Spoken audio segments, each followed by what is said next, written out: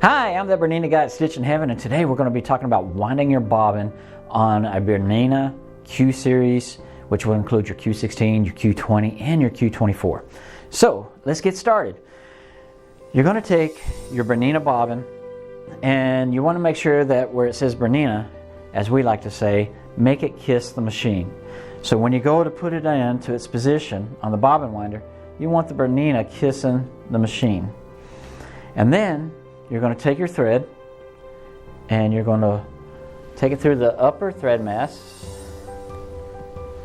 bring it across like so, and then you're going to bring it down to your tension guide, and here you're going to go on the left side, go counterclockwise and bring it across.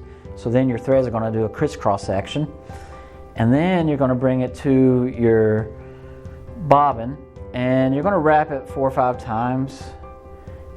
And then when you get it wrapped, you got a thread cutter at the top of your actuating mechanism here, and you bring that down and you cut your thread.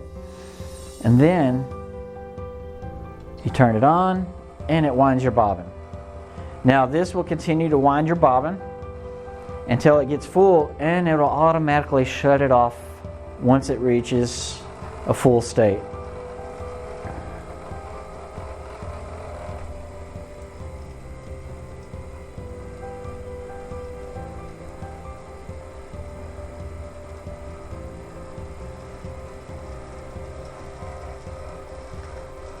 And here it is, almost full.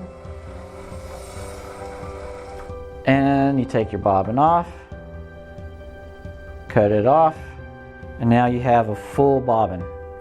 If you like our videos, please subscribe and also hit the like button. And if you want to get notifications of any new videos that we release, hit that little bell. That's your notification bell, and you'll get notified of every new video release that we have. Have a great day, and give us a call at Stitch in Heaven.